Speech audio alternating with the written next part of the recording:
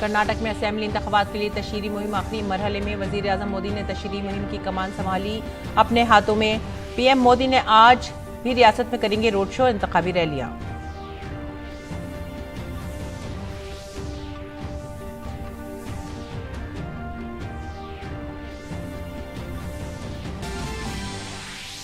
कर्नाटक में सभी सियासी जमातें पूरे दमखम के साथ इंतखाबी मैदान में। मरकजी वजीर दाखिला अमित शाह समेत बीजेपी के तमाम सीनियर लीडर आज करेंगे रियासत में इंतखाबी तशहीर। वहीं कांग्रेस की तरफ से राहुल और प्रियंका कर रहे हैं इंतखाबी तशहीर। जेडीएस समेत दीगर सियासी जमातें भी राय दहिंदगान को अपनी तरफ रागिब करने में नहीं छोड़ रही हैं कोई कसर। वजीर आजम मोदी ने किंग चार्ल्स स्वयं की ताजपोशी पर दी मुबारकबाद। लंदन के वेस्टमिनिस्टर एबी में चार्ल्स की ताजपोशी के लिए नायब सदर जमहूरिया जगदीप धनखड़ समेत दुनिया भर की 2000 सरकर्दा शख्सियात ने की शिरकत।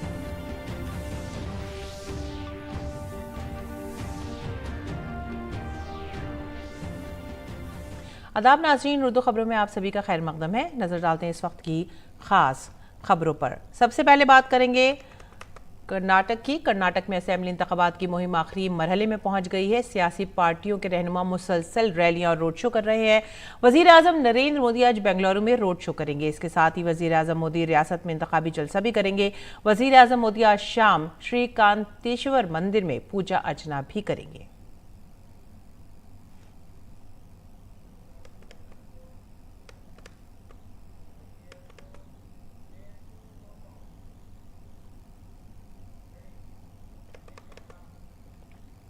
दूसरी तरफ बीजेपी के सीनियर लीडर और मरकजी वजीर दाखिला अमित शाह भी आज कर्नाटक इंतखाबात के पेश नजर रोड शो करेंगे। मरकजी वजीर दाखिला अमित शाह बागलकोट में एक इंतखाबी रैली से खिताब करेंगे। वहीं बीजेपी के कौमी सदर जेपी नड्डा आज विजयनगर में एक जलसा आम से खिताब करेंगे।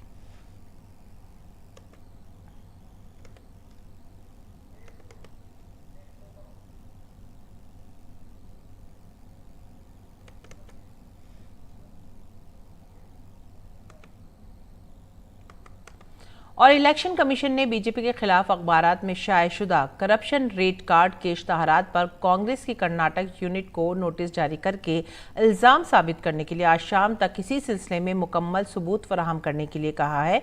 बीजेपी की तरफ से दर्ज शिकायत के बाद इलेक्शन कमीशन ने शनिवार को कांग्रेस को नोटिस जारी किया था।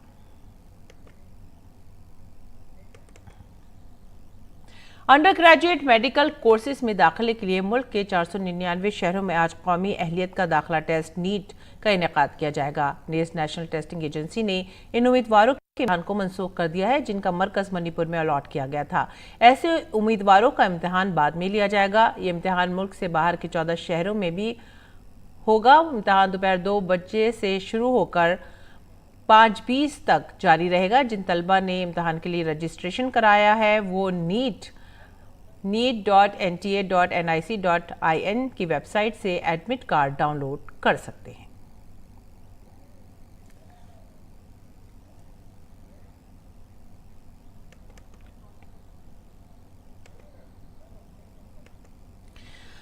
आगे बढ़ेंगे अगली खबर की तरफ। दिल्ली यूनिवर्सिटी के मर्दों के हॉस्टल में राहुल गांधी की आमद से कैंपस का माहौल गर्मा गया है। डीयू इंतजामिया ने राहुल गांधी के इस अचानक दौरे पर तशवीश का इजहार किया है। इंतजामिया का कहना है कि उनकी आमद से हॉस्टल के रिहायशी तलबा को काफ़ी परेशानियों का सामना करना पड़ा। साथ ही तलबा भी भीड़ से पैदा होने वाले इंतशार से नाराज नजर आ रहे हैं। डीयू प्रॉक्टर रजनी एमपी ने इल्जाम लगाया कि साबिक एमपी ने दौरे के लिए कोई इजाज़त नहीं ली थी और उनके दौरे के दौरान तलबा को काफ़ी तकलीफ हुई। उन्होंने इल्जाम लगाया कि राहुल गांधी ने अपनी डीयू कैंपस के दौरे के दौरान सिक्योरिटी की भी खिलाफ वर्जी की क्योंकि उन्होंने किसी से इजाज़त नहीं ली थी। प्रॉक्टर ने कहा कि वो यूनिवर्सिटी को सियासी मैदान नहीं बनाना चाहते। और अब बात करेंगे मणिपुर की। मणिपुर में हालात अब आहिस्ता आहिस्ता मामूल पर आ रहे हैं। चोराचंद्रपुर में अमन अमान की सूरत हाल में बेहतरी के पेश नज़र आज सुबह 7 बजे से सुबह 10 बजे तक कर्फ्यू में जुज़वी तौर पर नरमी दी जाएगी। हफ्ते को इम्फाल में जिंदगी मामूल के मुताबिक नजर आई और ज्यादातर दुकानें और बाजार खुले रहे। सड़कों पर गाड़ियां भी दौड़ती नजर आईं। इसी दौरान रियासत में सिक्योरिटी का निज़ाम भी सख्त नजर आया। सिक्योरिटी के पेश नज़र तमाम अहम इलाकों और सड़कों पर सिक्योरिटी फोर्सेस की बड़ी तादाद की तैनाती देखी गई। हालात पर काबू पाने के लिए फौज और असम राइफल्स की 55 कंपनियां तैनात की गई हैं। फौज ने फ्लैग मार्च भी किया।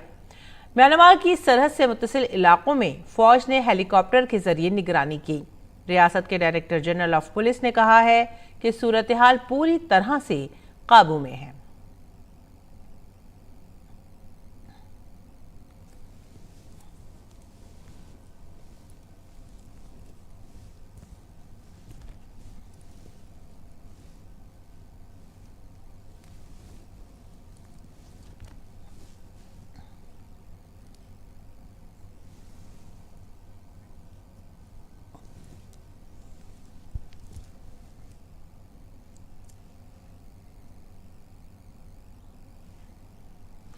आगे बढ़ेंगे, रुख करते हैं तमिलनाडु का। तमिलनाडु चिदम्बरम नटराज मंदिर के पुजारियों की गिरफ्तारी का मामला जोर पकड़ता जा रहा है। रियासत के गवर्नर RN रवि ने इल्जाम लगाया है कि रियासत के समाजी बहबूद के महकमे के अहलकारों ने चिदम्बरम नटराज मंदिर के पुजारियों के खिलाफ बच्चों की शादी की झूठी शिकायत दर्ज की है। एक अंग्रेजी रोजनामे को दिए गए एक हालिया इंटरव्यू में गवर्नर ने इल्जाम लगाया था कि ये शिकायत इंतकामी जज्बे से की गई हैं और बच्चों की शादी का कोई हकीकी वाकया पेश नहीं आया है। गवर्नर ने यह भी दावा किया कि इन झूठे इल्जामात के नतीजे में लड़कियों के वालिदैन को गिरफ्तार कर लिया गया और उनकी नाबालिग बेटियों को उनके कुआरेपन का तयन करने के लिए अस्पताल में मुतनाज़ा 2 फिंगर टेस्ट कराया गया। गवर्नर ने कहा था कि उनमें से कुछ लड़कियों ने खुदकुशी की भी कोशिश की थी। दूसरी तरफ पुलिस के director general doctor C Shailendra Babu governor के दावों के खिलाफ पुलिस की कार्रवाई का दिफा करते हुए नजर आए। एक बयान में DGP ने नाबालिगों के 2 फिंगर टेस्ट से इनकार किया है। हालांकि DGP ने पुजारियों पर की गई कार्रवाई को दुरुस्त करार दिया।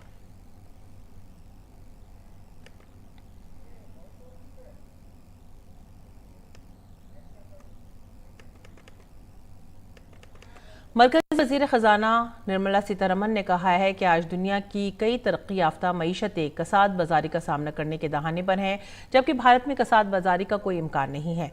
बेंगलुरु में मुनक़िदा एक प्रोग्राम से खिताब करते हुए वज़ीर ख़जाना ने कहा कि भारत में कसाद बाजारी का इम्कान सिफर है, ताहम हम मुतमईन नहीं बैठ सकते क्योंकि हमने 2047 तक तरक्की याफ्ता और बेहतर मईशत बनने का हदफ सामने रखा है।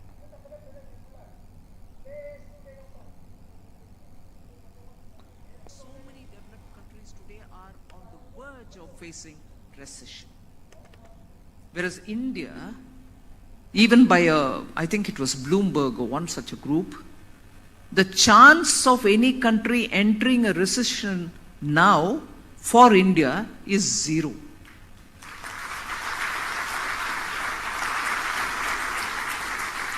And if it is 0, can we just sit with complacency and say, all right, 0, no problem, we won't get into recession, we are all right?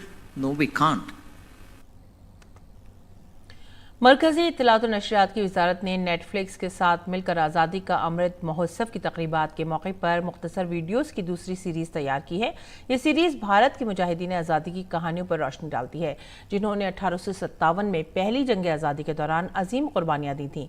इन फिल्मों को वजारत इत्तलात और नशरियात की वजारत के जरिए नवंबर 2022 में 53वें फेस्टिवल के दौरान लॉन्च किया गया था। आज हम मंगल पांडे की बहादुरी की कहानी देखेंगे, जिन्होंने आज़ादी के पहले इनकलाब में अंग्रेजों से किया था मुकाबला।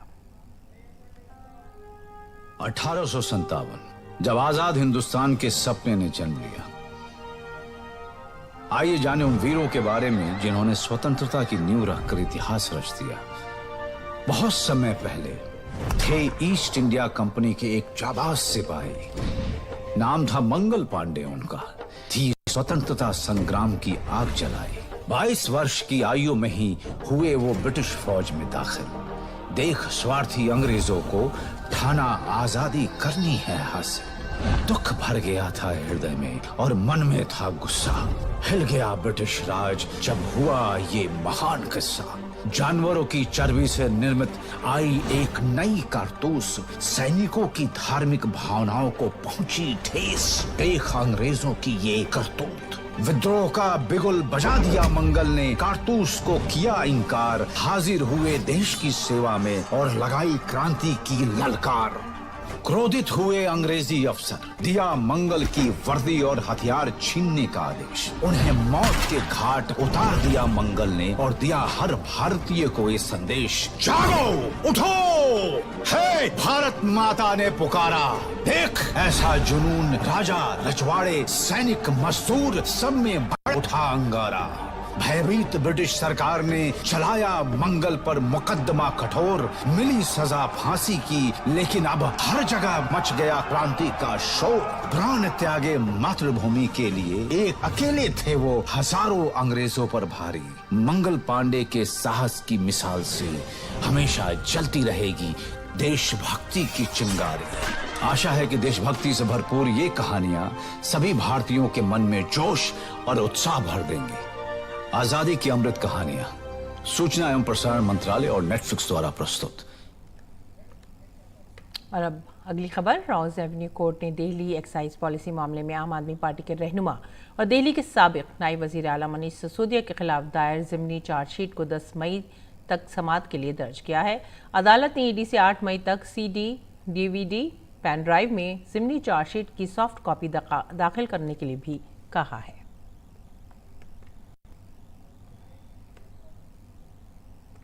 और आइए अब नजर डालते हैं दिल्ली से शाया उर्दू अखबारात पर।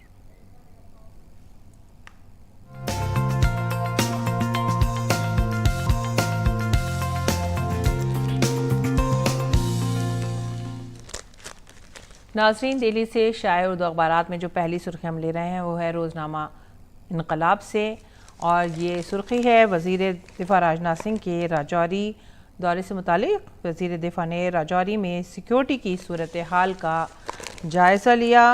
उन्होंने इस मौके पर जवानों से मुलाकात भी की और उन्होंने ख़ास तौर से आला हुक्काम से सिक्योरिटी सूरत हाल पर मीटिंग की।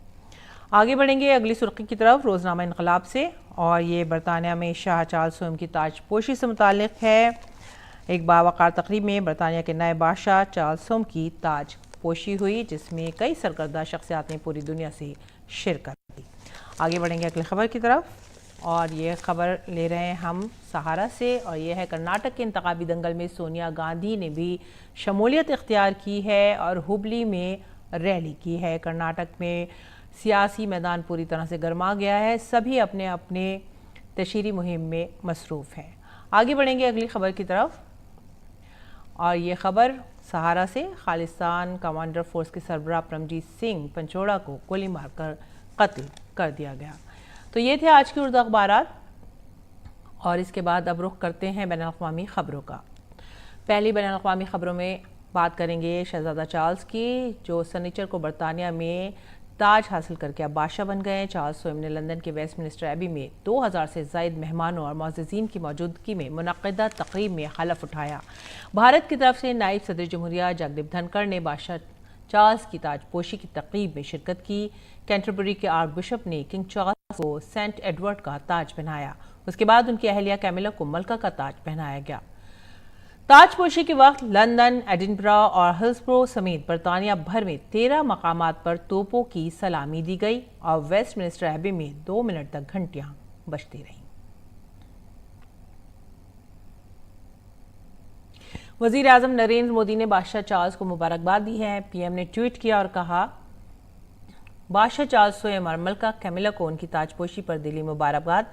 हमें यकीन है कि भारत और बरतानिया के ताल्लुकात आने वाले सालों में मजीद मजबूत होंगे। और अब अगली खबर, सूडान में तशद्दुद पर आमादा दोनों फरीकों ने कई दिनों से जारी तनाज़े को रोकने के मकसद से सऊदी अरब में बातचीत शुरू कर दी है, जिसका मकसद कई दिनों से जारी तशद्दुद को रोकना है। अमरीका और सऊदी अरब ने एक मुश्तरका बयान में कहा है कि सूडान में जंग शुरू होने के बाद पहली बार फौज और पैरामिलिट्री रैपिड सपोर्ट फोर्सेस के नुमाइंदों ने सऊदी अरब के साहिली शहर जद्दा में दोबारा मुज़ाकरात शुरू किए हैं। सऊदी अरब और अमरीका ने फरीकैन से जंगबंदी और तनाज़े के खात्मे के लिए मुज़ाकरात की पुरजोर अपील की है, जिससे सूडानी अवाम की परेशानियां दूर होंगी। फौज और RSF के आला हुक्काम ने कहा कि मुज़ाकरात राजधानी खर्तूम और पड़ोसी शहर अमदरमान में इंसानी हमदर्दी के राहदरी खोलने पर मरकूज होंगी, जो तनाज़े के मरकज़ में है।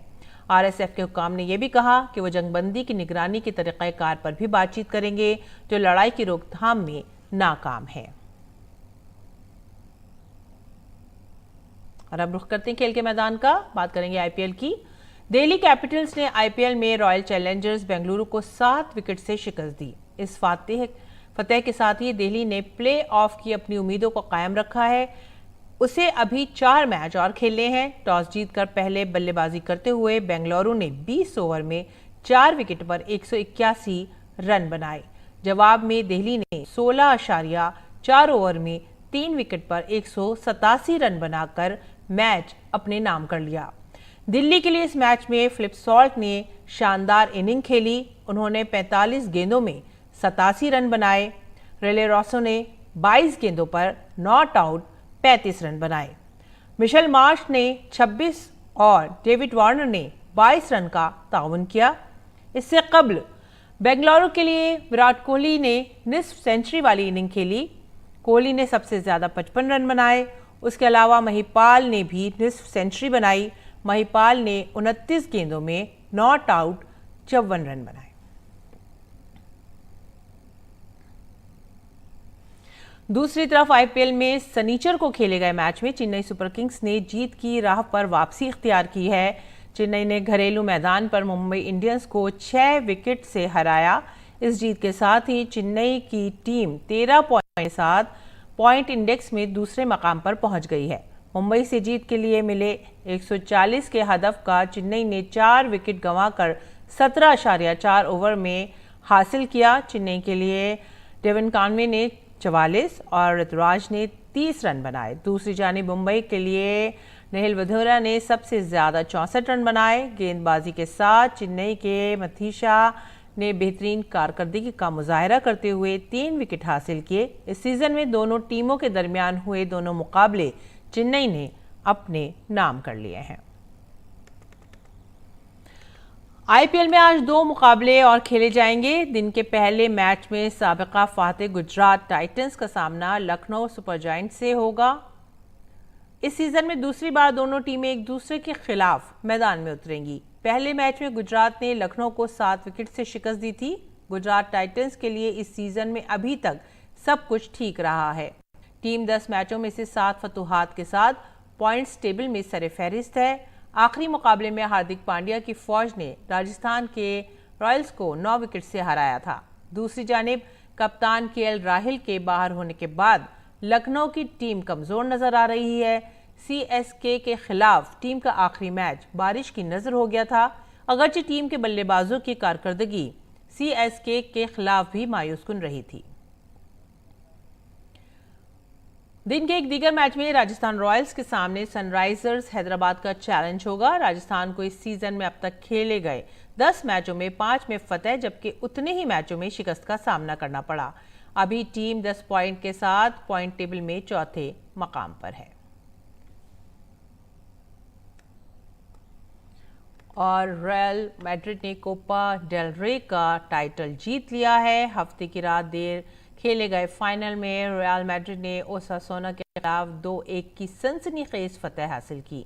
2014 के बाद ये पहला मौका है जब रियल मैड्रिड ने ये बावकार खिताब अपने नाम किया है। रियल ने इस मैच में जारहाना आगाज किया और दूसरे ही मिनट में रॉड्रिगो के गोल की मदद से बरतरी हासिल कर ली। पहले हाफ में रियल ने अपनी बरतरी बरकरार रखी। दूसरे हाफ में ओसासुना ने वापसी की। 58वें मिनट में लुकास टोरी ने गोल करते हुए मैच को बराबर कर दिया। ताहम 70वें मिनट में रॉड्रिगो ने अपना और टीम का दूसरा गोल करके रियल को एक बार फिर से सबकत दिला दी। उसके बाद कोई गोल नहीं हो सका और रियल मैड्रिड ने मैच 2-1 से जीतकर खिताब को अपने नाम कर लिया। काबिल जिक्र है कि ये 20वीं मर्तबा है जब उन्होंने एजाज हासिल किया है।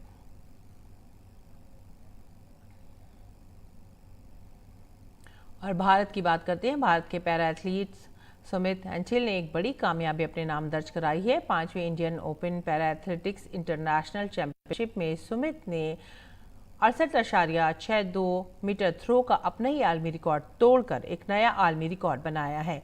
उन्होंने मर्दों के जेवलिन थ्रो F44 और 64 जुमरे में 70.17 मीटर के थ्रो के साथ एक नया रिकॉर्ड कायम किया।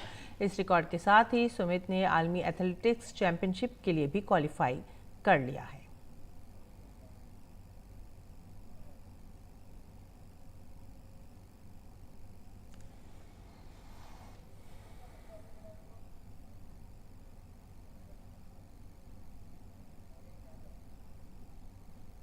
और आइए अब नजर डालते हैं मौसम के हाल पर।